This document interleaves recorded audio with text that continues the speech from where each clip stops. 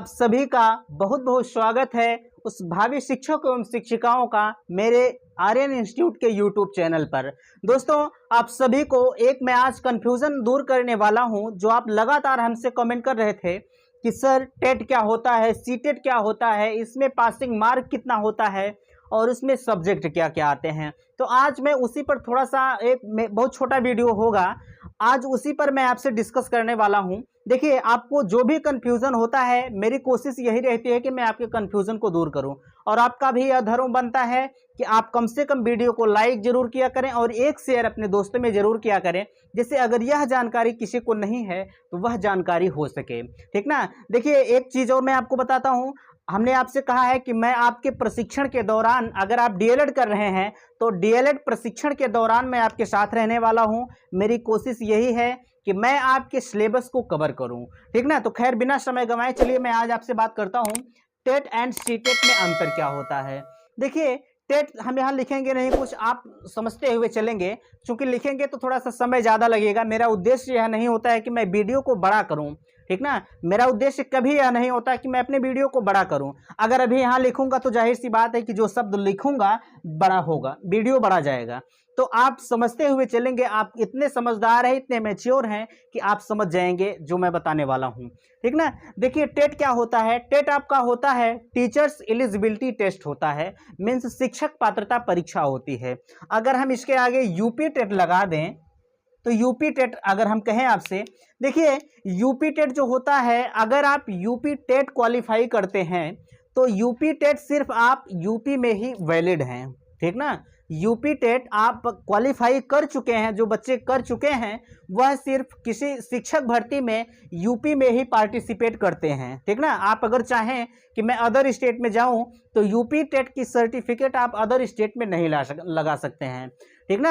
आप सोच रहे होंगे कि इसका पासिंग मार्क क्या होता है, तो मैं अभी आगे आपसे बात करने वाला हूं कि इसका पासिंग मार्क कितना होता है और यह कितने नंबर का आपका एग्जाम होता है। देखिए आगे क्या है, सीटेट क्या होता है। सीटेट देखिए आपका वो केंद्रीय शिक्षक पात्रता परीक्षा होती है। ठीक ना।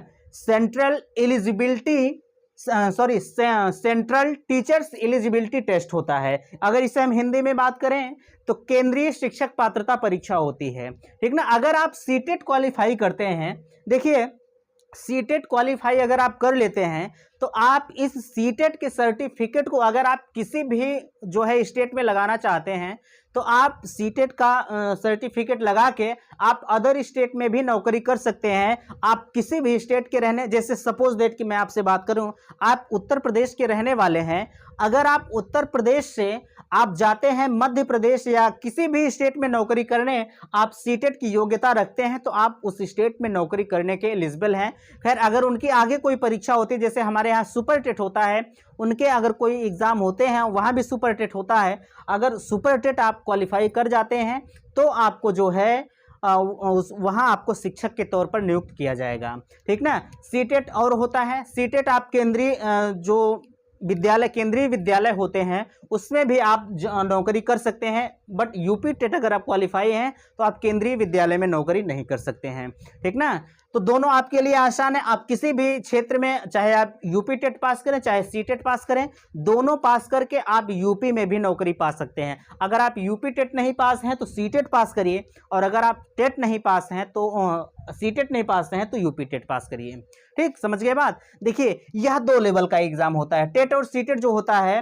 पहली बात एक चीज और जानिएगा, टेट जो होता है वह प्राइमरी और जूनियर लेवल का होता है, और सीटेट भी आपका प्राइमरी और जूनियर लेवल का होता है। ठीक, इतना आप समझ गए।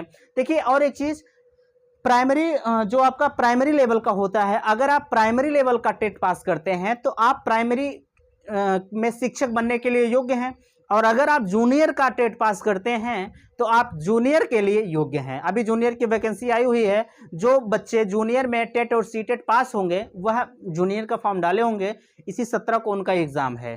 ठीक ना।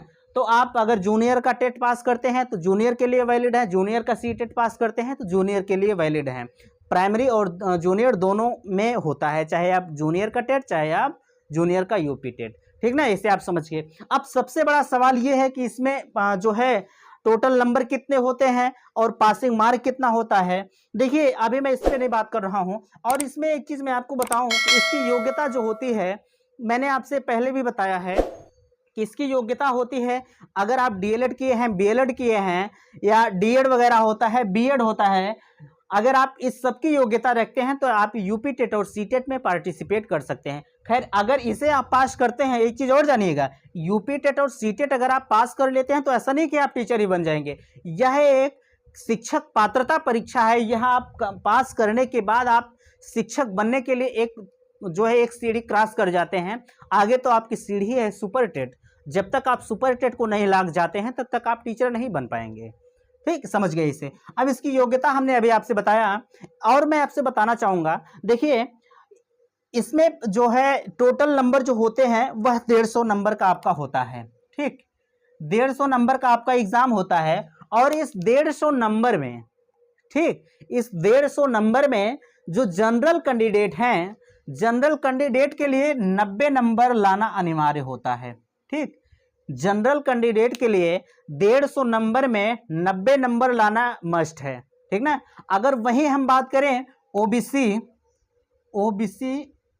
और एससी, उसके बाद एसटी की अगर हम बात करें, ओबीसी, एससी और एसटी की बात करें तो इन्हें 82 नंबर लाना अनिवार्य होता है। ठीक, 82 नंबर लाना अनिवार्य होता है। जनरल के लिए 90 नंबर और ओबीसी, एससी और एसटी के लिए 82 नंबर 150 नंबर में लाना आपके लिए अनिवार्य है। एक चीज यहां लिखा है 2.5 घंटे, 2 घंटे 30 मिनट में आपको सारे एग्जाम को जो है अच्छी तरह से देना है। आपका एग्जाम जो है वह टाइम ड्यूरेशन जो रखा गया है वह 2.5 घंटे का रखा गया है, मीन्स जो है 150 मिनट का। अब जरा सा आप सोचिए, 150 मिनट में 150 क्वेश्चन आपको करने होते हैं।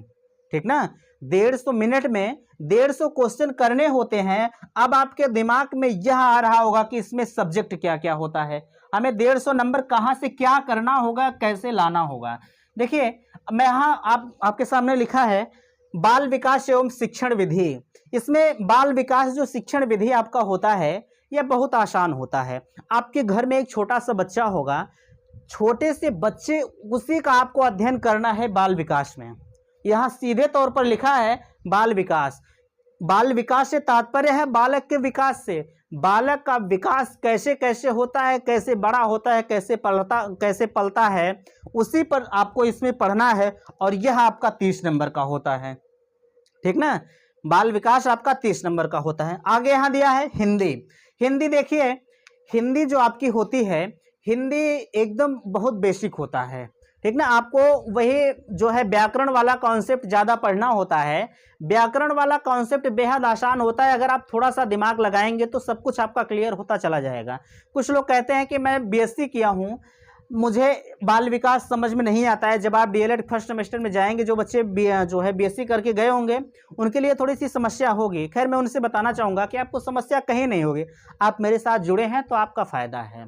ठीक ना। देखिए, हिंदी की अगर मैं बात करूँ तो हिंदी में आपका बहुत बेसिक चीज़ होता है, इसमें बहुत बेसिक पढ़ाए जाएंगे। मैं आपका हिंदी का जब चैप्टर शुरू करूँगा, देखिए मैं प्रीवियस ईयर का पेपर भी आपको देने वाला हूँ। आप देखेंगे कि प्रीवियस ईयर में एक एक का पीडीएफ मैं आपको प्रोवाइड करूँगा, पीडीएफ के माध्यम से पढ़ाने का प्रयास आपको करूँगा। तो उसमें हिंदी का कैसे कहाँ से आता है, जब आप पेपर को देखेंगे तो बड़ा मज़ा आएगा आपको देख के। मैं टेट और सीटेट दोनों का आपको दूंगा, बहुत अच्छी तरह से पीडीएफ दूंगा। पीडीएफ आप अगर हमारे इंस्टाग्राम पर भी लेना चाहेंगे तो वहाँ से भी आप ले सकते हैं, और अगर चैनल के माध्यम से चाहेंगे तो वहाँ से भी आप ले सकेंगे। ठीक ना। हिंदी हुआ आपका, हिंदी भी आपका 30 नंबर का आता है। आगे बात करें आपसे, ये आपके ऑप्शन के ऊपर डिपेंड करता है कि आप इंग्लिश लेते हैं, उर्दू, संस्कृत, यह तीनों विषय ऑप्शनल होता है। ठीक ना। अगर आप अंग्रेजी चूज करते हैं तो आप इंग्लिश लेंगे, उर्दू आपका अगर स्ट्रांग है तो आप उर्दू लीजिएगा, नहीं तो अगर संस्कृत स्ट्रांग है तो आप संस्कृत लीजिएगा। यह आपके विवेक के ऊपर निर्भर करता है, इच्छा के ऊपर निर्भर करता है कि आप कौन सा सब्जेक्ट चूज करते हैं। लेना तो आपको एक ही है, ऐसा नहीं है कि हम इसको भी ले लें, इसको भी ले लें, इसको भी नहीं। लेना आपको सिर्फ संस्कृत है, उर्दू है, अंग्रेजी है, एक सब्जेक्ट को लेना है। आपकी संस्कृत अच्छी है तो संस्कृत लीजिए, जो है अंग्रेजी अच्छी है तो अंग्रेजी, उर्दू अच्छा है तो उर्दू आप लीजिएगा। ठीक ना। ये भी आपका 30 नंबर का, ये भी आपका होगा। ठीक ना, 30 नंबर का ये भी होगा। रही बात गणित की, देखिए मैंने आपसे कहा है कि आप मेरे साथ बनिए। ठीक, मैंने आपसे यही कहा है कि आप मेरे साथ बनिए। गणित तो यार ऐसा बताऊंगा ना, कि आप एक बार पढ़ेंगे तो कभी आपको भूलेगा ही नहीं। अगर आपको विश्वास नहीं होता तो आप जाइए हमारे प्लेलिस्ट में, नंबर सिस्टम के कुछ वीडियो पड़े हुए हैं। हालांकि अभी हमारा नंबर सिस्टम क्लियर नहीं हुआ है, नंबर सिस्टम मैं आपका स्टार्ट करने वाला हूं। नंबर सिस्टम के कुछ वीडियो पड़े हुए, वहां से आप देख सकते हैं, आपको पता चल जाएगा। मुझे कहने की ज़रूरत नहीं है कि मैं कैसा पढ़ाता हूं, क्या नहीं है, आप देखेंगे तो आपको खुद पता चलेगा। देखिए गणित जो है, गणित भी आपका 30 नंबर का आता है। गणित आपका एकदम बेसिक होता है, आपको गुणा भाग की संक्रिया यही सब 3-5 पढ़ाया जाएगा, बहुत आसान होता है।